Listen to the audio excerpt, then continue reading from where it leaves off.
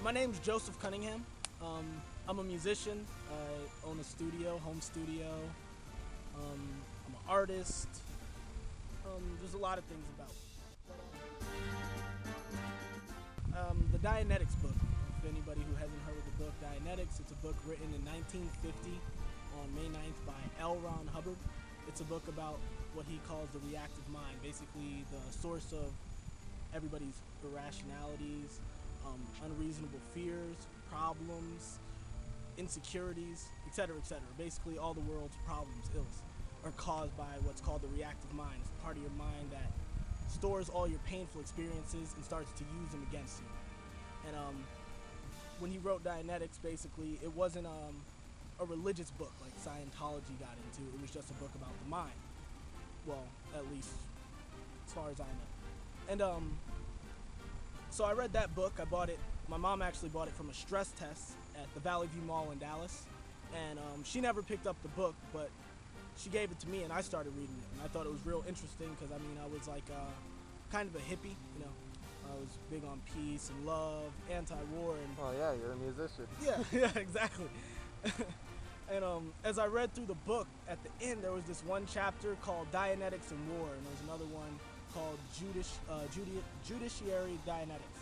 And these talked about how Dianetics could bring peace and love to the world. So that, as a like the hippie mentality I had, that was real interesting to me. I was like, oh cool, it's something I can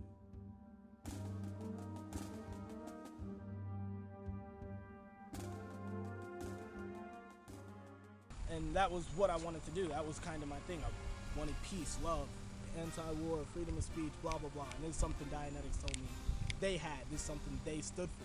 So I was like, all right, cool. I like this organization. I'm going to go in there. I'm going to try Dianetics session and see how it works out, because they said you get a free session. So I went in. When I got there, I met this girl. Her name is Ariana, as I know now. She's a Sea Org girl, and she started showing me, you know, oh, Dianetics is all this, and Scientology, etc. She started basically giving me the whole spill as far as I know it now. But at the time, I thought it was really cool. So I got more interested. I went back. They told me I should do Dianetics seminar. It was only $100. I figured, hey, why not? $100 to improve myself, I'll go for it. So I continued with that. They wanted me to do the co-audit. I was like, well, you know, I told them I wouldn't have money to be doing these type of things continually. Well, they told me, well, you know, you can always join staff. Like the staff member gets free courses, free auditing, which is Dianetics therapy, everything for free. And basically all I had to do was dedicate, you know, a few hours a week to helping out Scientology, teaching other people about it. They told me I'd be helping more people, helping people, bringing peace, everything I wanted to do. So I figured, all right, I'll do that. So they bring me into this room. They start explaining to me I have to sign a contract for 2.5 years, but it's not a big deal, etc., etc. I didn't really think much of it. So I was like, yeah, sure, why not? And I wound up signing this contract. At first, everything was real slow and steady. It was really easy on me. People were nice. It seemed like really great people. Everywhere I go, there were smiling faces and people who had stories of how Dianetics helped them, how Scientology helped them. So slowly, from just learning about Dianetics, I slowly became a Scientologist. Started hearing about past lives, which is something they start to push on you, this whole track idea that people have been around for a long time and they keep switching bodies. And I was like, hey, that's pretty cool too, kind of a Buddhist type of thing. That seemed pretty cool to me. I was like, why not? I'll try it out. Kept going, but before you know it, it was like I got into an alien cult, because they're like, well, you can only have so many past lives on Earth. It gets to a point to where your past lives are obviously not here, because L. Ron Hubbard says you have trillions of years of time track, saying that us spiritually have been around for trillions of years. I think 600 trillion is the exact number. I'm not exactly sure, but something around that area. So I slowly became a Scientologist, real gradient thing. They use this thing called the gradient scale, which means bring people in slowly, don't introduce them too fast. You know, we don't want to go out their reality. And as I realize it now, that's just a way of getting someone who wouldn't have fell for that to fall for it slowly, because then it's not as far-fetched. I've been in it for 2 years. I love all these people. They all seem great. So sure, why not? This has to be right. This L. Ron Hubbard's always right. And that's one other thing they push on you a lot, is what's true for you is what's true for you. But then the other thing that's pushed on for you is what's true is what L. Ron Hubbard says. So it became to the point where it wasn't what was true for me, it was what was true for L. Ron Hubbard is automatically true for me. And if not, you can actually get in trouble and have this strict thing called ethics. And Scientology ethics is a crazy, crazy system.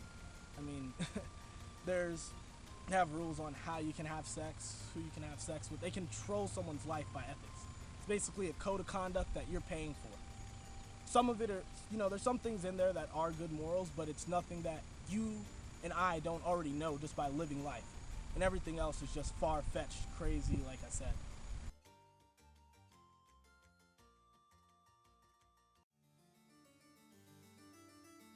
Out ethics.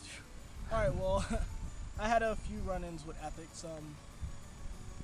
Out ethics is basically anything that, outs their code of conduct, like I said. And what will happen is you'll get an ethics investigation, which is basically like, they pull this thing called a court of ethics. It's like a court of Scientology. And L. Ron Hubbard talks about it. It's like you come in front of all these HCO people, which is Hubbard Communication Office. They're the people in charge of ethics at any of the local Scientology churches or orgs or cults, whatever you want to call them.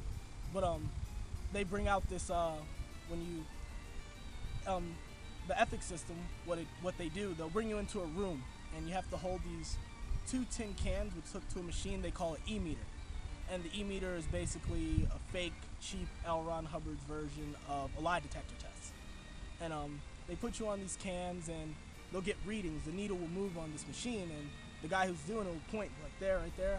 What were you just thinking about right there? Try to get you to tell him what you were thinking about. Try to see, do you have any out 2D, meaning if you did something bad relationship-wise, sex-wise, anything that was bad against the third dynamic, which means anything that hurts the group, the third dynamic's the group, etc., etc. So they look for what things you have been bad or not applying Scientology to, and you'll get in trouble for it. And you have to do these lower levels of, like, you get assigned lower levels, like you could be put in treason. If you're put in treason, you have to do all this work to make up for what you did. You could be put in a liability, be put in doubt, etc. And there's different formulas that L. Ron Hubbard created on making you make up for what you did wrong, according in his eyes. And that's just basically basic ethics. But if you get into Sea Org ethics, they also get into the RPF, the SP whole, etc., etc. The RPF, which stands for Rehabilitation Project Force. I know a guy who's been on the RPF for like 5 years now. I met him because he had gotten out to come over here for a wedding, but he had to immediately go back. But the RPF is something where you have to do a lot of intense physical labor. You have to be running everywhere you go. You can't walk anywhere. They'll literally make you run to the bathroom and run back out, run to go pick up this, run, constantly running all day, working for 12, 13 hours a day, if not longer sometimes. And then you're also made, like, looked down upon. Like, everybody around in Scientology is told to look down on you, like you did something bad. You're on the RPF. You're trying to, basically, Scientology is all that's good, and if you're against it, you're everything that's bad. That's where you get into being declared, like SPs, etc. SP is a suppressive person, someone who is out to stop Scientology. And since they're trying to stop Scientology, they're evil, because Scientology is the only good thing. And that's another idea that was pushed upon me a lot. If it's not Scientology, it's not good. Anything else is horrible, evil. So, I mean, these people, they get declared SPs because they speak out against the church or they see something they didn't like about it. And then automatically these people are told they're just horrible people. And you have the choice of either staying like that. You can't talk to anyone inside the church if you're declared. There's no one will talk to you. Like, I have friends who I try to get in touch with because some of the people are still good people. It's not all the people that are bad, but the group overall, the organization is what puts out all these bad policies, these horrible things that they do. That's the really horrible part. That's why we come out here, protest, etc., etc. And